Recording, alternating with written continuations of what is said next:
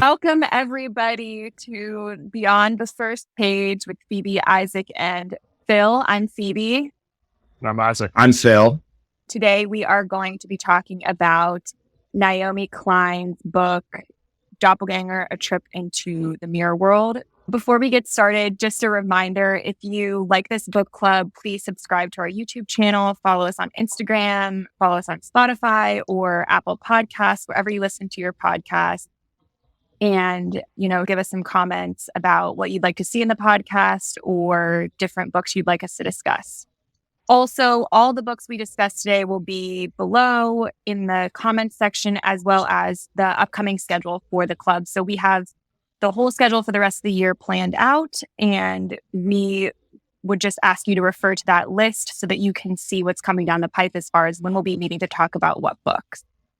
Also, lastly, before we get into talking about the book in 60 seconds, there will be spoilers. It's not necessarily as applicable to this book, just because everything that's discussed in it is happening in our world currently. So unless you're not plugged into that, this could be surprising to you. COVID? There could be some spoilers. What are you talking about? That's true. Vaccines are real. Yeah, so there will be spoilers, and there will be obviously topics discussed that you will only know if you have read the book. So what we recommend is that you read the book and then come on and listen to the club meeting, and you won't get anything spoiled for you. And if you don't plan on reading this book, then please follow along. We're going to give you a pretty in-depth dive into the topics discussed, hopefully, so you'll get an overview at least. With that, we're going to do our fun fact first. This was mentioned in the book a few times. It's called the I'm Not a Lookalike project series, and it is a photography series by a Canadian artist, Francois Brunel. And he started this project in 1999, and since then he has photographed over 200 pairings or couples of what we would consider to be doppelgangers or lookalikes. So these people are random people that didn't know each other and somehow at some point met each other and got photographed together. And it's actually very uncanny. If you take a look at the pictures of it, I don't know if either of you had a chance to look at pictures of this, but I know about this project. One of the cooler things is that he does it, if it's the one I'm thinking of, he does it on all black and white, yes, right? all black and white. So you think that a lot of ethnicities have different characteristics, and he sort of disproves that a little bit, because when you consider them in black and white, they look really, really similar, and then you colorize the picture and your mind just differentiates. Oh, that's actually so interesting. I did not think about that. I didn't think about the reason that they were in black and white. That makes a lot of sense.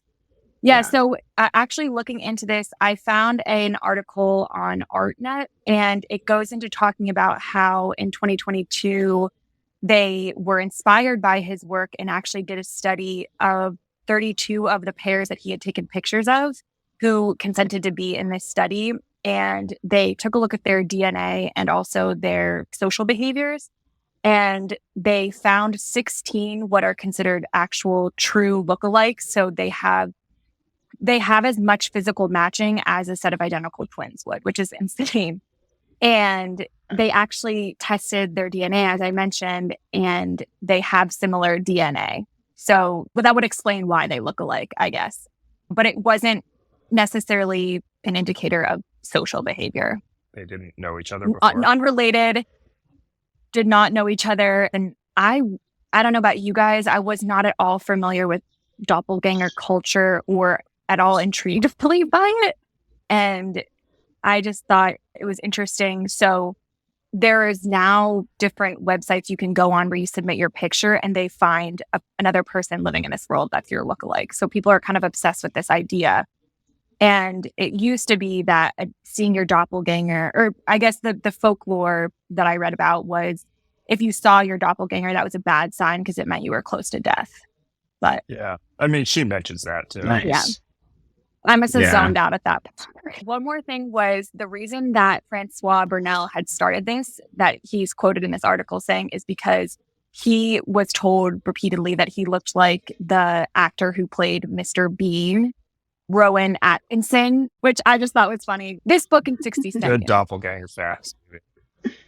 All right. Thank you. So this book is about the author being mistaken by someone with the same first name, Naomi.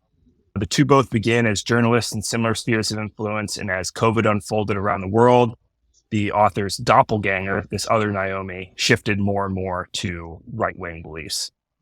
That's the premise of the book. This book is also about brands, conspiracy theories, capitalism, fascism, health gurus, autism, parents of kids with autism, racism, and Judaism. And I'm sure there's some other things in there that I have forgotten about. I would say Zionism. Like anti-Semitism. Did you say that? Yeah. Yeah. Did you write this, Isaac? Yeah. Okay. I was using Judaism to encompass all of that. This book is about everything under the sun. So just to finish off, the author goes through quite a bit of all this stuff, but it's based around conspiracies and misinformation being touted by someone who on paper is very similar to her. And then I picked this book because it was supposed to be about the science of doppelgangers. And I thought that was super cool. Other than some very tenuous grasps at the beginning of the chapters about doppelgangers, it was really not about doppelgangers. So I think that says something. I listened to it. I wondered, Phil, what you thought the science, like, is there science behind doppelgangers? I didn't know what I thought we were going to find out. Yeah. And well, your fun fact was all the science behind doppelganger. I would have read that book. I thought it was very misleading in its title, but I listened. I thought the author did a good job of reading it. I listened as well. I was annoyed with her voice by the time it was over. But yeah. Okay. So the Michelin star scale is the 1, 2, 3 scale, not a 5-star scale. 3 is really, really, really good. We would basically say would read again. 2 is that you would recommend it to a friend, but you probably wouldn't read again. And then 1 is good, nothing special, wouldn't really bring it up to recommend. Phebe and I both set a 0. Sorry to spoil you, Phebe. I don't think that she has... It's not a book worth reading, yeah, in my opinion. I am. Phebe, that's all I got. I mean, yeah, that was kind of my sentiment as well. I mean, I'm really unsure what audience this was intended for, and maybe you guys can enlighten me. I just couldn't quite figure that out. Leftists. It was a leftist audience for progressives. Yeah, but I mean, we can get into why that could be problematic. I would recommend it maybe to a few people to get their perspective, to see what they think, that I value their insight. However, I don't think for the vast majority of anybody that I interact with, I don't think they would enjoy that. A lot of people I know read for fun and not to get tons of random information thrown at them. So this was definitely not a book to be read for fun. This was a book that it would have helped knowing what you were getting into. So thinking you were about to open a book about the science of doppelgangers would have been a very rude awakening. I gave it a 1 only because I think that books like these are important for people to read, to see how other people are thinking, and it does cover a lot of stuff that has happened very recently. And as someone who just doesn't read the news, that's why I said there could be some spoilers, because there were some spoilers for me. I had no idea a lot of this stuff was going on. And maybe I should be more informed, or maybe it doesn't really matter. That's kind of one of the takeaways that I took from it. But I think most of the topics that got brought up and how they got brought up was a unique or different way than a lot of people I am surrounded by think about the world. And I think that's always healthy. So that's why I gave it a 1. I think that's really interesting that you said that. And Phebe, it's interesting that you said why you gave it a 0. And I think we can start talking about the book. I pretty much agreed with everything she said, and just did not think that she presented a compelling reason to believe her. The whole book was premised that Naomi Wolf is a crazy conspiracy theorist. And Naomi Klein is a crazy conspiracy theorist. That was the hard part. It was hard being like, You should believe in my conspiracy theories, not hers. She doesn't really provide any facts on why she's right. She just presents these and she presents them in a narrative, but it was also hard and not to sound like an elitist here, but it was hard because she readily admits at the beginning that Naomi Wolf started as a Rhodes Scholar and then got published in academia. And then she switched to something she has no idea about, not educated on. But Naomi Klein wrote her first book about branding, her second book about economic shocks, her third book about global warming, and her fourth book about doppelgangers. And has no education in any of those fields. I don't get why we should believe her. She just got a book deal and she just wrote her diary. You know? Yeah, I think really she has did. the background of an investigative journalist. That's what I was kind of thinking, right? I believe she mentioned that she was, or she alluded to at least that was her background. That's what kind of led her to think she had the ability to write those previous books, which I then think gives her the book deal and possibly the clout to write a book like this. I don't know the background or credentials required to be an investigative journalist, but it seems to me that as long as you have the ability to research the topic that you're writing about, it's kind of the world is your oyster. You can write about a lot of different stuff. So I think that is her, whatever you want to call it, her credentials. Yeah, her credentials to be able to write it. I don't necessarily, I agree with you, Phil, that it was she along the same lines, but I was more frustrated with a lot of these kind of books I'm frustrated with is not necessarily the lack of facts, because I think part of her point was a lot of facts are now distorted. So you can pretty much say anything you want and treat it as fact. And the other Naomi Wolf would say, well, these are my facts. Naomi Klein saying these are my facts. I have a problem when people come out all hoity-toity about all these issues with no solutions, just highlighting problems. Yeah. And she wrote a 18-hour book, 20-hour book, providing, I counted one solution that she gave to a problem that she brought up. Outside of become a socialist. Like that can't be your catch-all. What was the solution? So Wait, so even to stop there, she did not even present that as a solution in any way of explaining what that means. She didn't really. She said capitalism is a super big problem, but she didn't say become a socialist. That's a solution. I know what socialism is. So what was the one solution? problem she brought up was just like the generic health order, and I don't even really know in what sense this was had.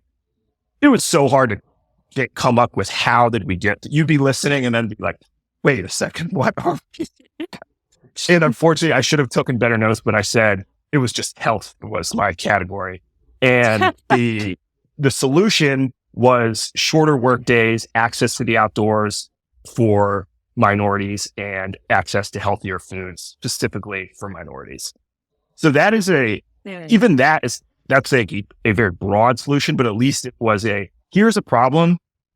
I'm assuming that health meant most likely inner city minority health is greatly worse statistically than your suburban white upper middle class due to having to work long hours for really horrible pay, no access to the outdoors, and they're living in food deserts. So the solution there, shorter work days, allow you to go to a place that provides healthy food to then come home and prepare it, and you are able to see the sunlight and breathe fresher air. Okay, that's the solution to getting better health. There was that, and then not again a solution, but at least she went back to this, so there was some tie to that Red Vienna idea of these living centers for kids with disabilities where they were treated. She said they were treated like princes and princesses, given all the care they needed, given separate ways to learn, ways to It's develop. funny because those solutions are just like, let's do this.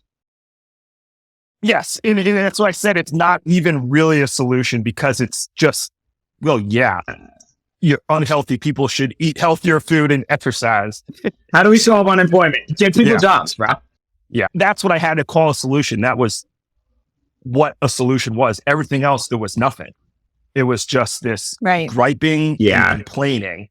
That's a lot of the problems with politics in general. There is so much moaning with no provided pathway to solve this problem that you're talking about. Yeah. I think the left complains about problems, and then the right just ignores problems and stokes resentment. And that's sort of what we're doing. That's what we're doing. This book could be summarized in that, because it started off with this woman who is being confused as her, stoking all this resentment and just seizing the spotlight about this stuff, and her being, this lady is taking all my stuff and I'm getting confused with. She was like, I shouldn't have written this book. I shouldn't have written this book. So she kept saying how she shouldn't have written this book, and then she proceeds to write 18 hours worth of book. She said she was the most self-aware yet unself-aware author / narrator on earth. I'm so privileged, but I gotta do yoga every day for at least 2 hours. You're a walking contradiction. Exactly. As Isaac said, there's so many topics that we could go in on. The one thing that I do think that she said that was good, and this is why, Phebe, the book actually was written for leftists, I think.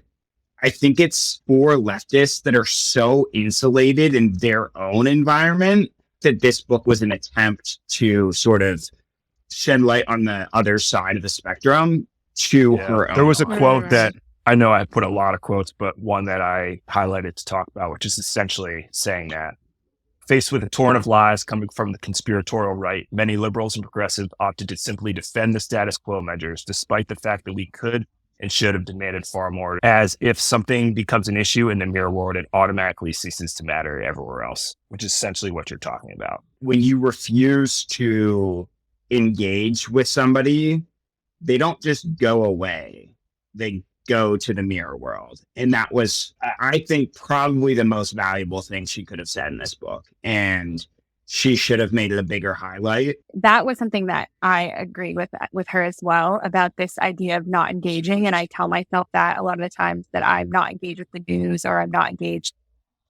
I don't know what I tell myself, but I tell myself it's okay. I'm reading and I'm doing these other things. But I do agree. I think on some level there needs to be engagement. But again, as Isaac mentioned, it would have been a great opportunity for her to tell her audience, if that's the intended audience, here's how you engage that conversation. Here's how you start that. But I don't think this woman has absolutely any idea how to do that. She's in her bubble, and to me, it felt a little bit like, I don't know how the PC way to say this. I want to say circle jerk, but it basically was just it's this constant, your confirmation bias, essentially, where you're giving this book to an audience that they're going to buy, which, by the way, is capitalism. And then she's going to, branding. She's going to profit from that. And they're going to be confirmed in their beliefs of what's going on. And it's not opening up a dialogue to the other side at all. It's not solving any problems. It's just digging deeper into where you stand. And I find that to be problematic. I 100% agree. I think that goes into the point that you said earlier, Phebe, that I thought was really good, where she's just so self-aware. And I don't know if she's not self-aware, but she's self-aware and then being like, but I don't really care. The whole issue with branding, that is her brand. And she's like anti-branding. Yeah. She never should have strayed from the Naomi Wolf. Also, I just have to say this. How are people mixing these people up? They're two different names. People just read and think about what you're saying. This whole book could have just avoided being written if people would just read whoever is posting online and say, oh, that's not the Naomi Klein that I think it is. That's Naomi Wolf. I did pity her. That sucks. I had very little sympathy. I don't know. Neither of these people are in my sphere. So for her to say I was getting mixed up with this other person, I'm like, who cares? You're both irrelevant to me. So I don't necessarily care that much. But if you look up a picture of her, actually, they do look alike. No, they don't look anything alike. But these people are reading what they're posting on Twitter. There's no picture. Their name, Naomi Wolf and Naomi Klein. It's like mixing up two Jameses. No one mixes up James Brown. So I keep talking over Isaac. I'm just emphatic. I agree with him a lot. I do think does lend credence to the point that perhaps there might still be some anti-Semitism out there. That is the only thing I think she undersold. I think she completely wrote off the fact that anti-Semitism, it's always been a thing. She downplayed her life experience. She was like, I don't know if I've ever really experienced that. This is the one thing you had to complain about. This is it, ma'am. And I'm not sure, but yeah, I just had to say that. I can't even remember what I was going to talk about before. Sorry. We could be talking about a different book right now. Just people would read the handle of a post. Unfortunately, she would have still written it. She would have. But we would have known what it was going to be written about, at least. My 14 problems with the current world and how not to solve them. With zero solution. No, so going back to the unself-awareness, but being self-aware, calling it out, yet still going through with it. She was subscribing to the branding culture / capitalism by doing this whole book, the whole brand. She was amplifying Wolf's message. So I would have no idea who this woman was had I not read this book, because I don't listen to whatever that podcast is that she goes on all the time. She's amplifying her whole message. And like you said, Phil, it is maybe to make her readers aware. So got it. And then she is obsessed with the media and how she appears on it. And she had a 15-hour stream of consciousness that she felt the need to publish. It just, those three things to me were very hypocritical of the entire book.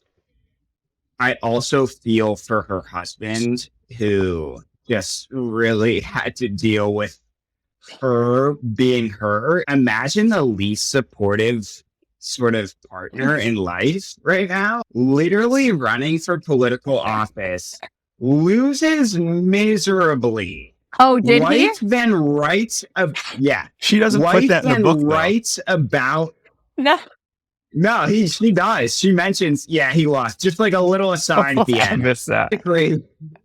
The whole thing was the Trudeau government didn't gain any seats. Whoa. And one of those seats which she didn't gain was the one her husband ran for. He loses. He then listens to her talk about this after repeatedly telling her, constantly walking in on her listening to Steve Bannon. And then she proceeds to completely not write about her son's disability as she writes a chapter about her son's disability. I would never out my son T to the world.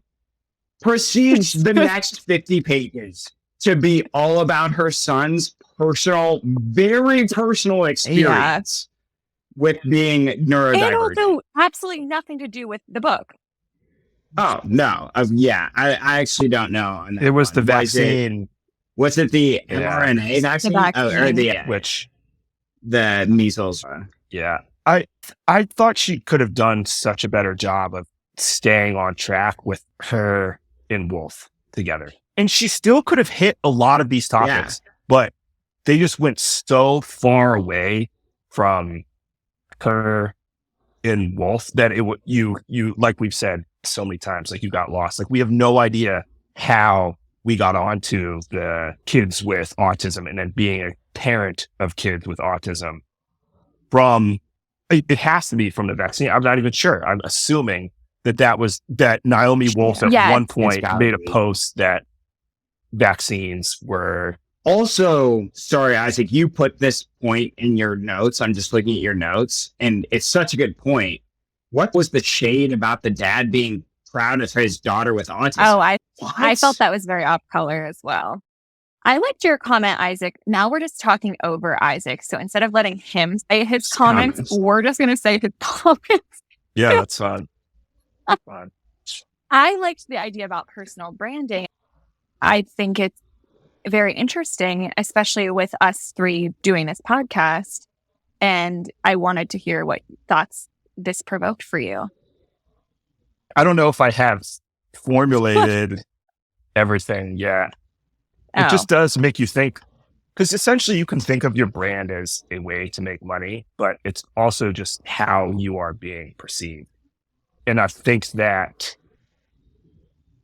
maybe this isn't true, but probably how most people want to be perceived and how they are perceived are not the same. I think most people would find that lacking of how, not even necessarily how they think of themselves, but how they want other people to think of them. And I mean, it just made me think for a while, and I don't have an answer to it, but it just does make you, aware that you are constantly being put into some sort of brand, and you can work to put yourself in a certain way for financial gain or social status, or just for your own self-worth. But regardless, you doing nothing, which is kind of, again, back to her point of everyone is being branded, regardless of if you believe in it or not.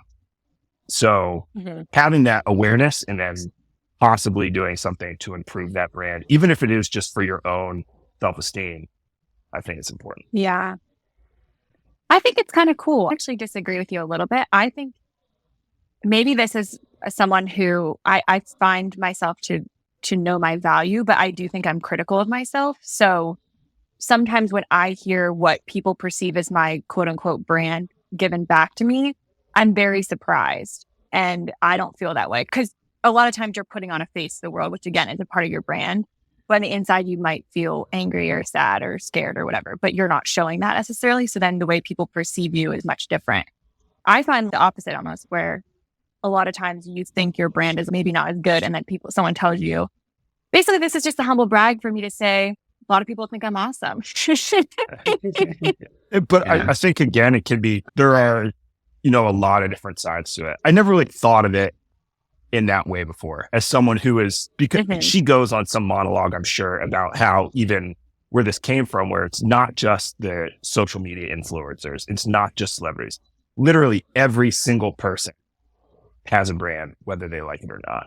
And brand could be a simile to personality, could be hit up a lot of different things, but essentially it does come down to a brand. Then you throw, even without the internet and stuff in there, it is just important to realize that you are constantly being evaluated and looked at. Not necessarily something that you should be focused on all the time, because that would be really exhausting, but a good reflection point. What's the saying? Perception is reality. Right. So even if you don't see yourself that way, if people see your brand as, lazy or doesn't care, lackluster, then that is what you are to the world, even if you yourself feel like you're working very hard and a go-getter. But if other people don't think that, you're not. I tried to take, because again, as we said, this was very confusing, and typically I would have stopped reading this book. I almost did stop reading this book. And if I'm going to take my time to do this, I want to at least get something out of it. I think the branding concept was, I agree with you, as a unique and thought-provoking. So that was something to take away, which is what my number 1 point was. And then my number 2 point that I took away was misinformation is easily spread. So that's just something which I think everybody knows, but it's, again, Phil, like you said, and maybe that's the third point, is you're bringing awareness to her viewers of the other perspective and what's being said on the other side.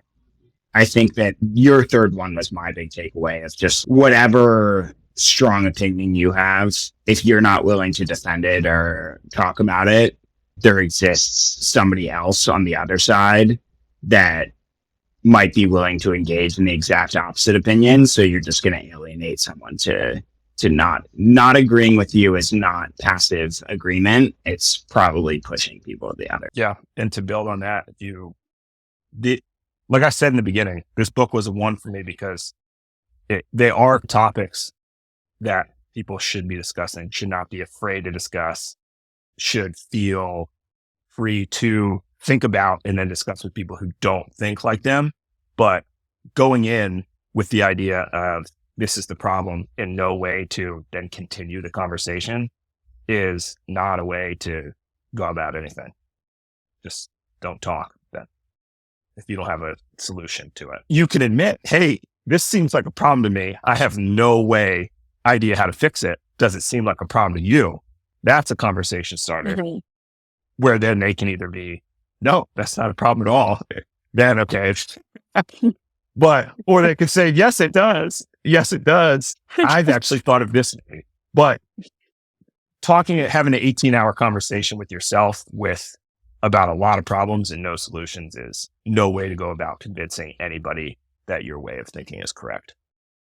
Yeah, well said. Yeah, so if you like this book, you would like, and again, maybe we're going just towards some other books that we liked that were better than this book. So my recommendations were Ready Player One, which she actually talks about in the book. And it is about a boy who is living in the future and it's all virtual reality. And I think that maybe goes in line with the personal branding idea. It's also just a really good book. If you read this thinking that it was Doppelgänger, I think that's a good one. If you actually liked this book, I think may or may not. You wouldn't. I just personally enjoyed this book. It's also a cool concept to think about, and it's definitely very, very different than Doppelgänger. Something that I do think is like Doppelgänger, and it also may ruffle some feathers, and also was written in a similar style and narrative, in my opinion, was White Fragility by Robin DiAngelo. I think if you like this book, you would like that book. Mine was basically just this book, except actually well-researched and factual, which was called Rationality by Steven Pinker. And it was basically how to think rationally in an age of complete irrationality, which is this idea that there's a lot of just irrational, very strong beliefs. How do you maintain solid footing on that when you're sort of dealing with it from all sides? He's either an anthropologist or a psychologist or a sociologist, one of those, but he covers all three of those spheres and sort of thinks about this in a really cool context. And then at the end, after basing it in sort of everyday occurrences or everything, he goes into the current political atmosphere. Mine were Evicted by Matthew Desmond. The author follows around 5 or 6 different low-income families around the Milwaukee area and just sees how they live. It exposes a lot of housing discrimination and just injustices in the housing market, but it applies to probably everywhere in the country. And then Nickel and Dime by Barbara Ehrenreich. I don't know if it's pre or post 9/11, but she goes and lives in several different places around the country, trying to survive on minimum wage and just seeing how that's possible, and writes about her experiences. 2, both that I enjoyed. Now that I just went on a rant about providing solutions, I honestly can't remember if they provide any solutions, but again, they're not written from a point of these are the problems. They're written from, hey, here's 6 people's lives and here's my life as these, and just more of an exposure, which I think is okay. Yeah. Right. Nice. I'm currently reading The Wizard's Heir, which is the second book in a fantasy series. The first one was Warrior's Heir. And then I'm also reading The Aftermath, which is basically about sort of the baby boom generation and how they have shaped so much of everything because of how big they were, and sort of they were a really cool analogy that he has is like a snake swallowing a pig, and if the snake is time and the pig is the baby boom generation, you can sort of see how it shapes the snake all the way through, and so sort of how we're going to deal with that, which is a really good book, I think. Cool. I'm reading The Eye of the World by Robert Jordan. It was recommended to me by a friend, or actually I was influenced by a friend's post on Instagram. She has then said, similar to what you said, Phil, when I texted you about this, which was it didn't pick up till the end of the series, which is 14 books long. when Brandon Sanderson took it over to write it. So I'm going to maybe pivot. I don't know if I can be in for all that. It's interesting so far, but I started to have my doubts about 20% of the way through, which is why I texted you. So we'll see. I'm reading The Board Supremacy. So the second book in the series, our last book club book. On brand. And I'm reading it in hard copy. So going to be reading that on a beach on Nice. my vacation next week. Wow. Let us know who Carlos is. Actually, don't. Hopefully you find out. I will say that this book, while we may have hated it, I think this is one of the better discussions that we've had. And I hope that our listeners think so too.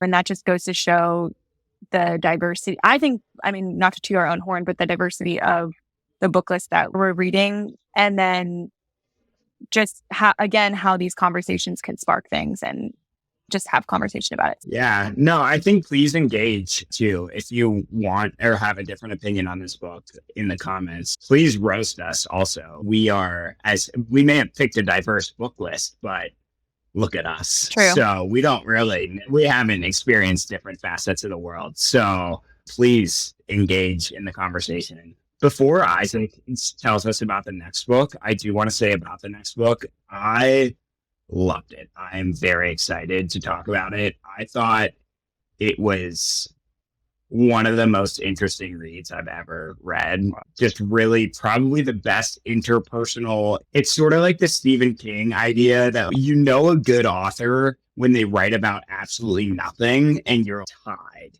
And this is sort of that book. So I don't know if that will appeal to you, but Isaac can tell us about it. The Casual Vacancy by J.K. Rowling is the next book. And to summarize it very quickly, after a sudden death of a parish counselor in a small English town, a battle ensues for a seat, revealing the town's social fractures and secrets. The novel delves into themes of class warfare, social hypocrisy, and the complexity of the human race. It's a stark departure from Rowling's Harry Potter series, offering a gritty, realistic look at contemporary life. It'd be good, according to Phil. Cool. All right. Yeah, dang. That's a rave review right there. Okay, so this is our sign off. This Let's is a hear it. reminder to call your siblings, tell them that you love them. If you don't have siblings, we're very sorry for you. But call your parents, tell them that you love them. Go to your local library, pick up a book, or use your Libby app and keep reading. Until next time, second pagers, stay classy. Nice. All right, really. bye All right, love you everybody. guys. Bye everybody. See you guys. And I